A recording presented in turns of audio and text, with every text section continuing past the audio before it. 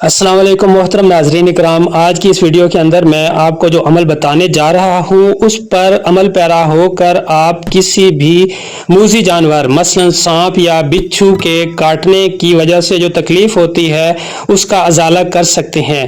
حضرت ابو ہریرہ رضی اللہ تعالی عنہ بیان کرتے ہیں کہ ایک شخص نبی اکرم صلی اللہ علیہ وسلم کی خدمت میں حاضر ہوا اور عرض کرنے لگا، اے اللہ کے رسول، مجھے اس بچھو کے کاٹنے سے بہت زیادہ تکلیف پہنچی جس نے کل رات مجھے کاٹ لیا تھا۔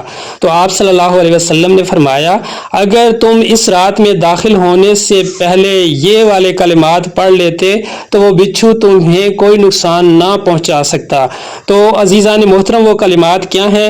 اعوذ بکلمات اللہ التامات من شر ما خلق، جس کا ترجمہ یہ ہے، میں اس ہر چیز کے شر سے جسے اللہ نے پیدا کیا اس کے کامل ترین کلمات کی پناہ میں آتا ہوں۔